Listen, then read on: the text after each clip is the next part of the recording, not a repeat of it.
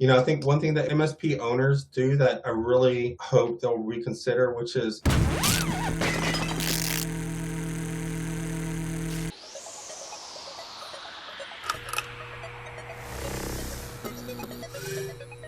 Welcome, everyone, to this episode of Cyber Confidential. We got a fun guest this time, Dustin Puryear, founder of Giant Rocket Ship. We're going to talk about not only the company that you run now, but the MSP you ran for 20 years and the mistakes that you made and the lessons you learned so people don't have to repeat them. Dustin, welcome to the show. Yeah, I'm super excited. I do have one problem or one issue you may have is you told me we want to kind of keep this focused, but if I'm going to be talking about where I made mistakes, that's going to take a lot more time than if we just talk about my successes at the MSP. Oh, yeah, we're diving into the mistakes. Those are far more educational than successes. So give everyone, like the quick caption of your story now and the origin story of your MSP. Tell us that story first. Yeah, real brief. So Dustin Puryear, founder of Giant Rocket Ship, we fully automate the service management process for MSPs. That's triage, assignment, scheduling, all of it. And I got here because I'm a developer. I had a really fun project inside my MSP to automate all this. Other people were very interested in it. We started selling it. I spun it out. I sold my MSP, and here I am. So for my MSP, I started that a long time ago. I had originally been an independent consultant developer, went through the whole .com thing, and then I got into security services for state contracts, and then kind of slowly morphed into an MSP. And then 20 years later, here I am, and now I'm in a completely different business. But yeah, absolutely a long journey for me. Let's go backwards in time. When did you stop doing managed services and go full time into Giant Rocket Ship as a vendor supplying to managed service providers? So the experiment with Giant Rocket Ship started 2.5, 3 years ago, but I sold my MSP last November. So. Oh, wow. So when you and I connected in December, that was. Oh, wait, no. It's a new year. This is January. The November before that. So it would have been, yes. Oof, I forgot it was January. So that would have been the November of 2024 that I sold the MSP, which still feels recent to me, but definitely not as recent as just 2 months ago. And let's go chronological. When did you start the managed service provider? You just described yourself as a developer, which leads me to believe that you are a technical person. So you were a technician doing the technical work at your MSP. Is that right? Yeah, so what happened was I started it, I was a developer, and then I was managing, I come from a background of managing a bunch of Unix boxes for like universities and stuff like this and state agencies. And so I started that, and then I said, you know what, this sucks, because it was feast or famine, and I said, hey, I'm going to reach out to all of my customers, and then I'm going to start billing them a regular rate every month. And then I found it was hard for me to find people that just did Unix administration. I started doing Windows. And then slowly we morphed into a traditional MSP. And then we kind of got rid of all the old business. And so that's kind of how things started. And so I guess it was like 25 years old, something like that, when I really got started with the IT company. I would say it was an IT company for several years. We were an MSP for 10 of those years. So if you had gone before that, we would have like a lot of project work, time and materials work, which is not kind of the realm of the MSP. So you were doing one-off projects. You were talking for universities, or what type of clientele were you serving? Yeah, like I was hyper specialized for a long time. Like a state agency would come to me and say, "Hey, we need to bring up something complicated, like directory services and identity access management for our agency," and I would spin all that up for them. And typically, that's like a year-long project. And so I would work that, and then I would start doing some like maintenance agreements, and that's when I really started thinking, oh my God, I can't take a vacation. I'm taking too much work. And then that's when I started saying, hey, can I duplicate myself? I could not duplicate myself in that space. And that's when I started morphing into a more traditional IT company. So you were solo for most of this time, or you had employees with you? I was solo for the first several years of my IT company. And then for the last 11, 12 years, well, I morphed into an MSP for the last 10 years. But I went from solo to I think we maxed out around 18 or 19 employees. Whoa. Uh, and so, I mean, a decent size, not massive, but a decent sized organization. And, COVID kind of slammed us pretty hard. But overall, it was quite the learning experience. And I really had to take a long journey on how to manage people and how to focus on outcomes and not necessarily work. Give us one takeaway from that, because the audience is going to really resonate with this transition going solo to then first couple of employees. I mean, even to me, 19 employees is massive. So to most MSPs, that is also massive. What's a lesson that you learned from pain and suffering on going from solo to 19 that you can impart? Well, there's a couple of harsh truths, which is first, you cannot save an employee. So if you hire somebody and they're just not working, they almost definitely are never going to work. And it doesn't mean that they can't be fantastic somewhere else, but they might not be compatible with your leadership style. They might not be compatible with the team. They just might not be compatible with the work. But I think it's very difficult to fix an employee. That is something I learned, and one of the mistakes I made was holding on to bad fits for too long, and they suck profit out of your organization. What's your process for identifying or filtering or qualifying so that you don't make an emotional decision, but you make a business decision when you're dealing with an employee like that? Well, you have to give them extremely measurable based kind of outcomes that you're looking at. So it can't just be how you feel about them, because what I've learned is I have a very specific, direct, kind of not aggressive, but assertive personality with my staff and with other people. I'll just say, I'm not being a jerk about it, but I'll be like, hey, I don't like that. I don't like the outcome of this work. And I've learned that I have to kind of adapt to my employees. And I've also learned that I have to really kind of see how they're working. And it comes down to just whether or not they're going to hit the KPIs. Like, that's the only way you can measure people, is you have to tell them what it means to win.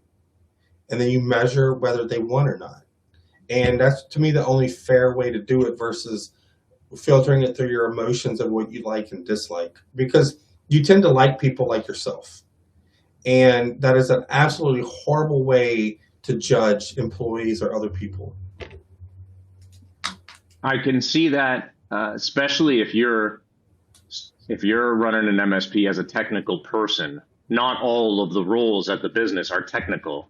So you'll have an affinity for other tech brains, but not all roles require tech brains. I have a great story. I had a really good service manager for several years, and I did not want to hire this guy.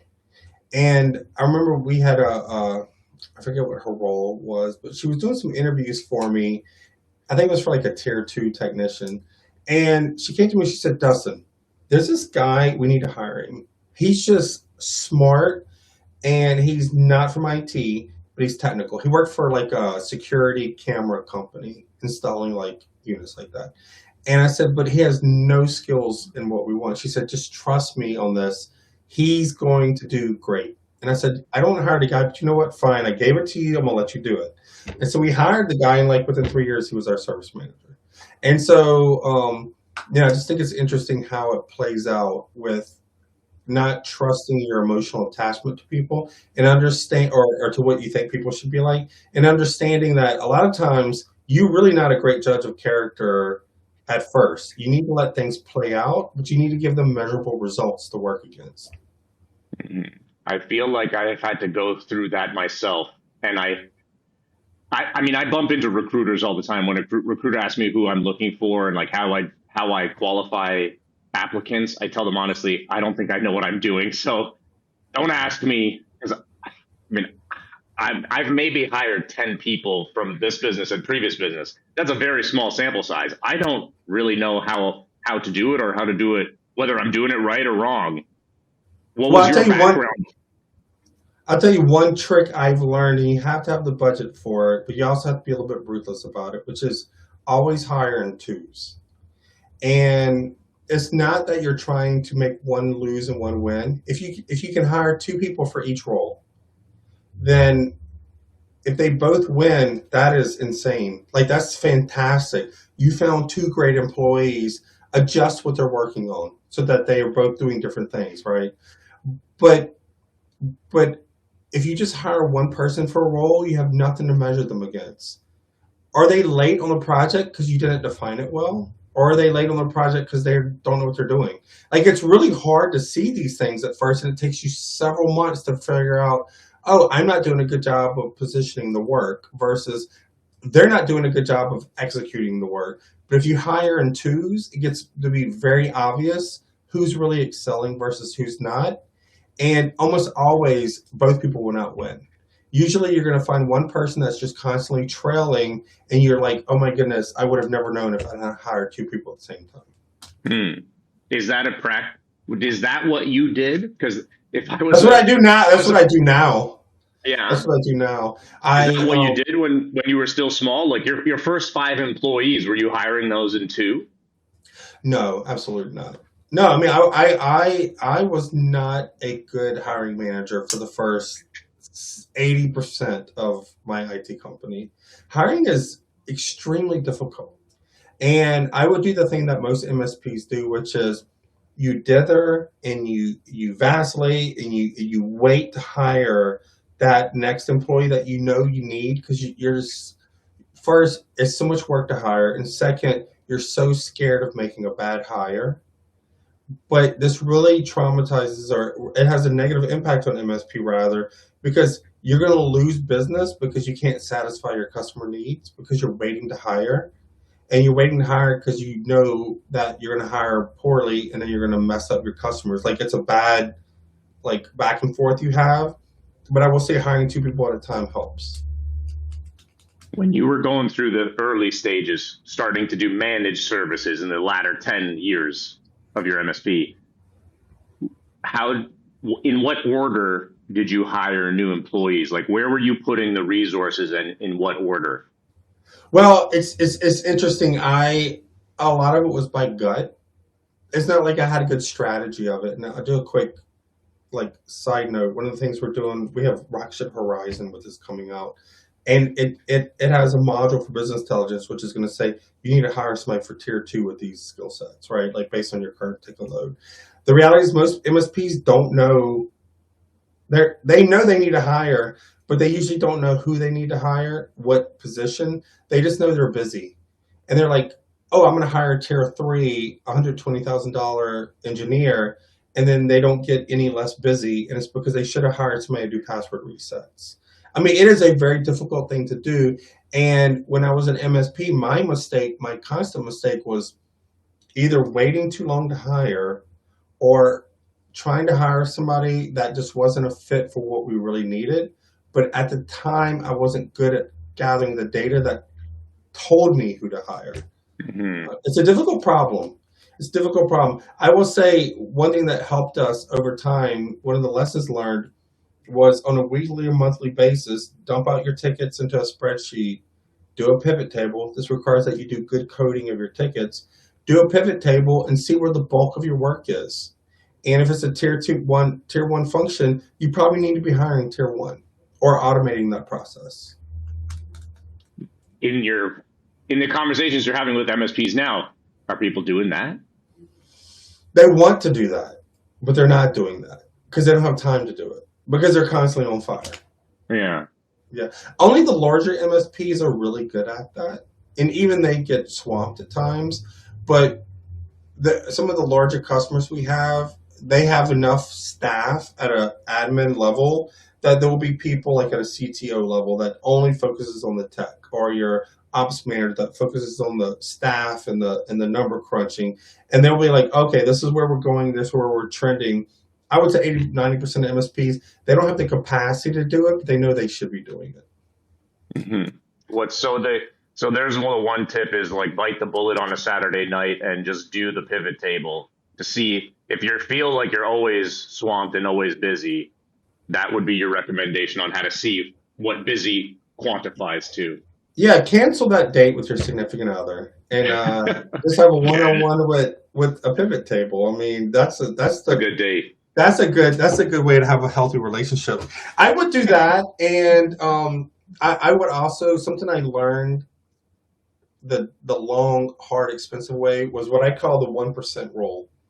And the mistake I make, and I would say most MSPs make, which is they try to take a big swing at fixing something.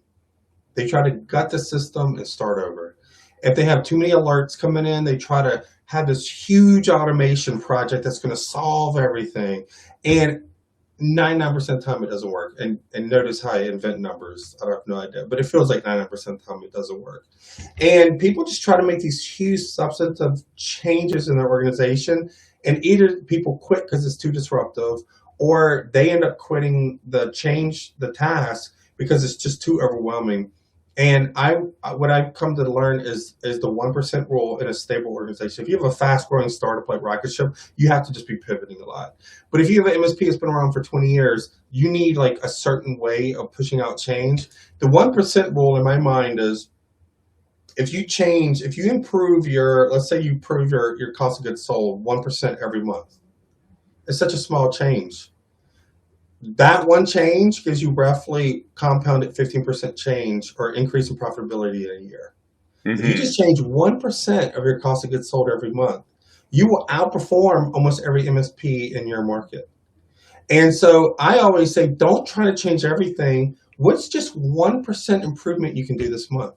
And if you go to the gym, you know a 1%, if you're going to be doing squats, you're doing 315, you're like, okay, I'm going to do a little bit more. You know what? I'm going to put 2 5 plates on here. And all of a sudden, like 6 months later, you're at 385. And so these small incremental changes compound over time. Give us some more examples of that, because I love the compound effect of these small incremental changes. Yeah.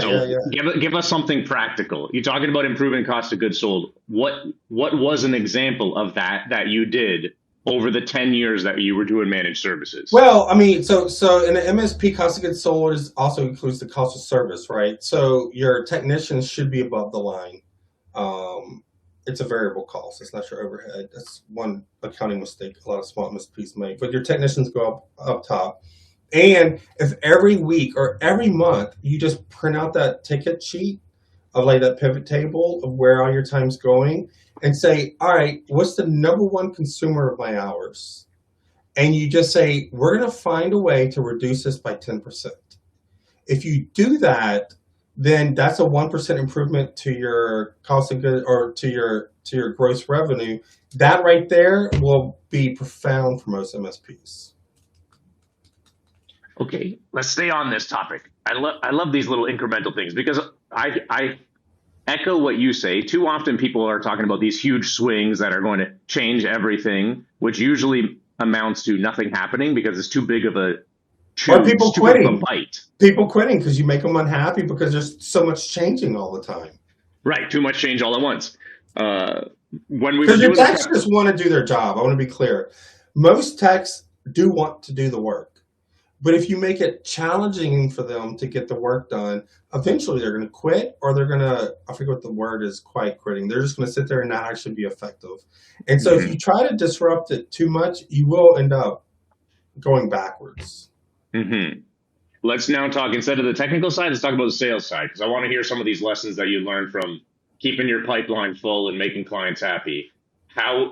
What was an example of like small every week or every day cadence that you would do to keep getting in front of new products? I would say the year that flipped us, that we went over the $1 million mark, was when I said, you know what? We didn't have any sales. At that size, you can still be referral-based, founder-led. And I said, you know what? I am going to get deliberate about sales. And I remember I put a sign on my door from, I think it was like 9 to 11:30, and it said, on calls. And at that time, I did nothing but cold call. I just made calls. Those were golden hours. Yeah, and that was the hours. And I just knew I was going to do it. And at first I hated it, but it kind of almost became fun. You were like, okay, how long can I keep this person on the line? Like, it becomes kind of a challenge. And I think some people don't understand, just like there's challenges in IT and how fun it can be to get things working. When you make enough cold calls, it stops being emotionally difficult And it really becomes almost a game. You're like, how far can I get this guy into a conversation before he hangs up? And then finally you get good enough where he doesn't hang up. And then he says, okay, well, you kind of called me at the right time. And so the thing about sales and marketing is a 1 year play. You're not going to get any results for a year. But with sales, you just got to put in the time, because sales is a numbers game. It's nothing but spreadsheet math. You got to call this number of times for this many meetings for this many proposals for this many closes. And it is clear math on a spreadsheet, and you have to treat it like math.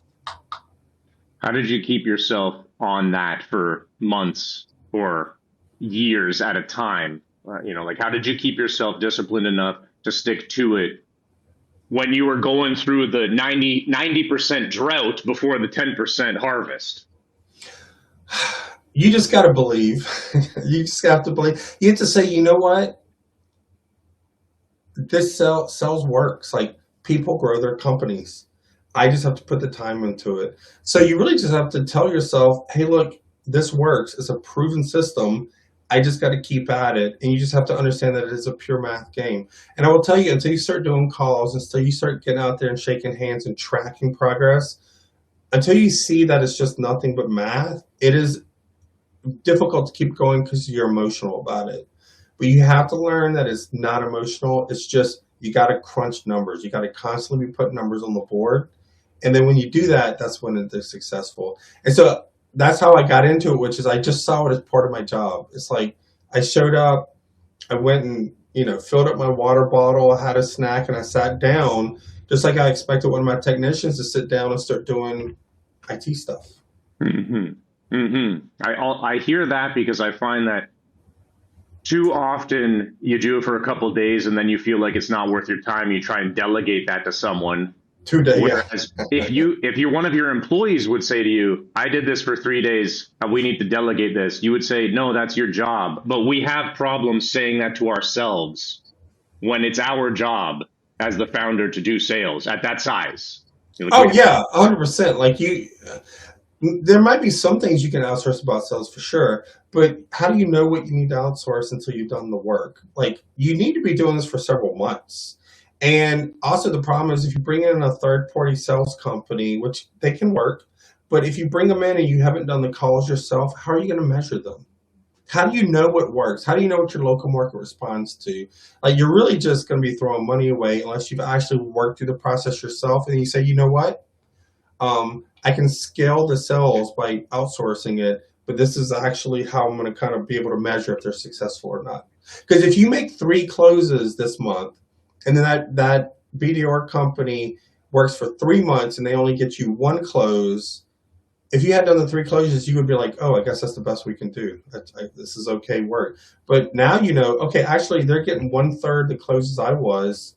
This is not worth it to me. Mm-hmm. How long or how large did your MSP get with you doing founder-led sales before it was the right idea for you to then bring new people in, like a salesperson? Yeah, I mean, we completely stalled around the $1 million mark because I quit doing that. Because we got so swamped, I was like, oh my goodness, I was all involved in the tech and I got super involved in the business. And then we just kind of stood at that. It's surprising if you're not doing outbound sales that you don't get sales. But we just stalled in that area for a while. But then we started diversifying. We brought in training for customers. That's when I brought in 2 salespeople, because you hire in 2s. And then they kind of helped bridge us to the next level. So it was a while. Mm-hmm. Well, I think that's still a motivational experience, because I talk to a lot of MSPs that are even smaller. Like, most MSPs are smaller than $1 million per year, most of them. And I think that the little voice in their head tells them now's the time to outsource to a salesperson, hire a salesperson, delegate to a salesperson. Whereas really they should just be keeping their eyes down and crunching on the phone until they get to $1 million. Yeah, the primary, particularly if you're a solo founder, the primary job of a solo founder is sales. And if you have multiple partners, you can distribute that work. But if you're a solo founder, you need to be focused on sales first. And yeah, I think a lot of people struggle with that for sure. What do you think made you different than most people? Because most small MSPs that I'm talking to aren't in that mindset. They're far more.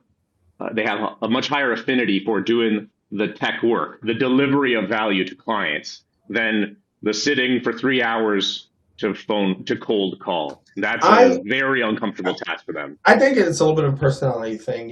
I tend to be very social. I'm comfortable talking to people. That was helpful to me. Um, so I kind of liked hanging out with people and going to these networking events.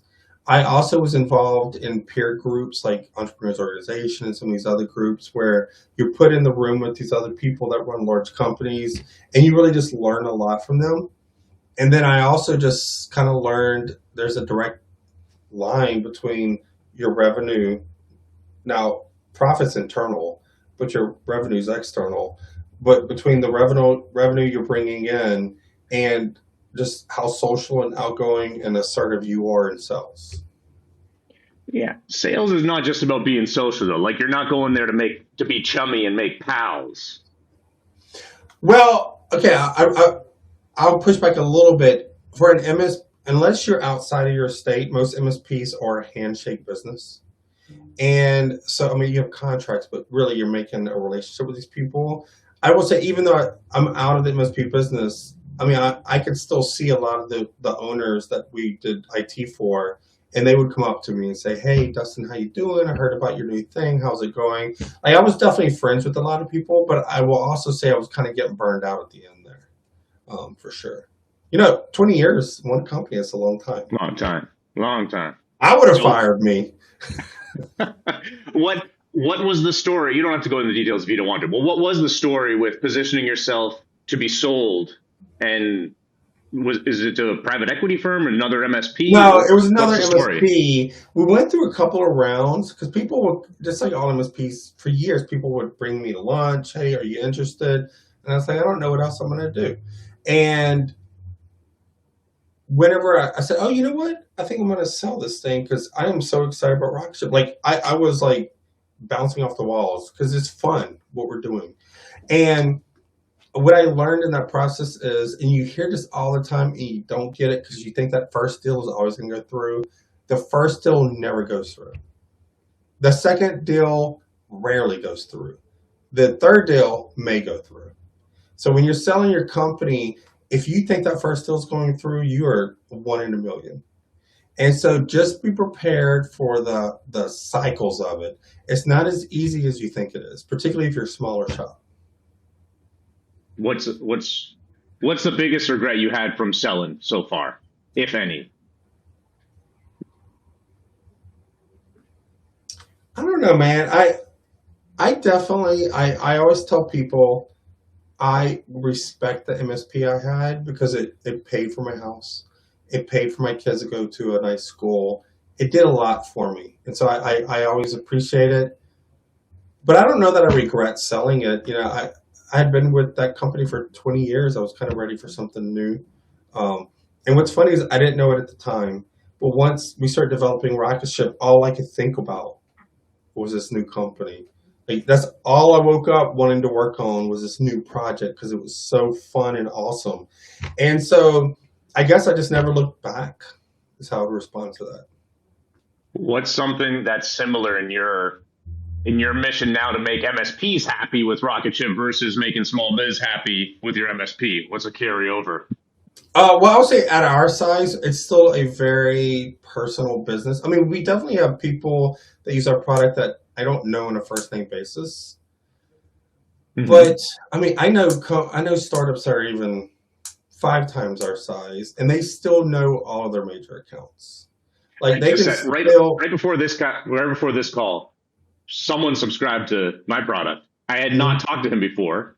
So I'm thinking, like, how did you find me? How did we not know each other? That still gets me. Yeah, it happens. I think you have to be really large to not have a personal relationship with the bulk of your customers. Yeah, I wanted, like, how did you find me without us knowing each other? Yeah, well, that's a good feeling whenever somebody random says. I mean, sometimes we still get. Well, we still like I've been around forever, but we get sales off like a Reddit and stuff. And I'm like, Reddit? Like what was the post? Give me the link. I want to go read Right. I this. want to know. Yeah, Okay. I want to know. What's something completely different than running the MSP, like Giant Rocket Ship versus what you were doing at an MSP? What's something totally different? Well, it's a product sell, and MSPs are a service sell. And people in an MSP, if your MSP is productized IT services, right? So you're kind of leaning a little bit more toward product, but you're not really product. The way that the game works is completely different. The economics of a SaaS company are completely different. The sales model, the scaling, the I guess what I never understood is it's so cheap to start an MSP. It really is like there's a very low barrier to entry. Getting into the SaaS game was actually expensive. You're gonna spend a lot of money on tooling. I know there's AI dev and vibe coding and all that stuff's happening, but if you want a solid product that scales, you're gonna put money into it. Mm-hmm. And also just the iterations. I think what I was surprised at was at the MSP, you could kind of ramp up very quickly, become profitable very quickly, but you hit a wall very quickly. Whereas with a platform like in a SaaS business, it takes you a lot longer to ramp up properly, but then you can start really rocketing off. And so for Mm-hmm. me, just the economics and the scaling are hugely different. And it was cold water on my face because I thought I'd have this product and it would just go. And then I'm like, oh my God, we have all these processes to build out that we didn't have. You cold calling right now? I did do a little bit of cold calling in this for this company that I brought on BDRs. We just actually brought them on um in no, not the original November, the new November, Yeah, the three 2 months months ago. ago. Yeah, Yeah. we did a investment round, which was nice because really we just had to show really good traction. That's how the market is now. You can't just go ask for $1 billion because you have a good idea. You have to show like real traction. And so we went out there and we said, look, I'm not looking for a lot because I want to keep the vast majority of the equity because I'm greedy and selfish, I guess. But I said, look, we're looking for a little bit of money just to build up the sales team, maybe some dev work. And so here's all the traction we have. Here's what our customers are saying about us. And I'll tell you, the second I got that money, boom, I went and hired BDRs because I knew what the process was. I had done the cold calls. I knew what worked and what didn't work. I had put all the machinery in place, and then I could just drop the BDRs into. And if Right. anybody doesn't know, a BDR is a business development rep. But I was able just to drop the BDRs into the machine. What's the next year look like for you? I mean, we have a whole new version 2 coming out called Horizon that's coming out in beta next month. It's going to be a whole lot of, I mean, that's such a big question. Like on the product front, it's going to be exciting because it's a whole new platform. We're doing all kind of new things. In terms of, I'd say my personal life, which I think is important, hopefully not too much new because I guess I'm like you. I like to go to the gym and do all those things. Just staying grounded. I think one thing that MSPs do, MSP owners do that I really hope they'll reconsider, which is they become so obsessed with the work that they forget that they need to get outside and they need to have a healthy lifestyle because having an unhealthy lifestyle makes you unhappy. Unhappy people don't have successful companies. Like it's a spiral. And so one Mm-hmm. thing I would push is I wish, like, I go in and out of being healthy, like, because, like, at my MSP company, there would be like a year or two of we were just getting hammered, and I would just lose focus. But I was always doing better in terms of my business when I was doing better with my personal life. What's one thing that you rely on to keep that cadence up? Well, mine, I have a personality where I have to force myself to do things. So if we're going to talk about the gym, I just got rid of my car. I have a bike. Well, I share a car with my wife now, but I got a bike. I ride my bike across the university. When I go home, I go to the UREC, the university gym. I have no choice. Like I force myself into a place where I have to ride by the gym every day on my bicycle. So I might as well just go inside. And so sometimes I think you have to put yourself into a situation where you don't have a choice but to do the right thing. Yeah, That's fine too. That's the other little voice inside your head making the choice, and then Yeah. the real Dustin says, "Oh, I don't have a choice," but you're setting up the scenario so you can't not do it. That's good. Sometimes you need to force yourself like that. Nice. Oh, Cool. yeah, for sure. Hey, Dustin, this has been fun learning about your experiences over 10 years of doing solo, 10 years of doing managed services, and now making the transition, selling the company, and doing the next big one, hopefully riding the rocket ship higher. Hopefully so, man. Hey, I really appreciate you having me on. It was really exciting. All right, tell everyone where they can find out more about you so they can follow more of your story on Giant Rocket Ship. Yeah, we have a huge blog, YouTube, everything. So Dustin at giantrocketship.com. See how easy it is to remember that domain name? Or just go to giantrocketship.com. Sweet. All right, Dustin, thanks for being on the show. Everyone, thanks for checking out another episode of Cyber Confidential. We'll see you on the next one. Enjoyed this episode? Hit like, drop a comment, and subscribe.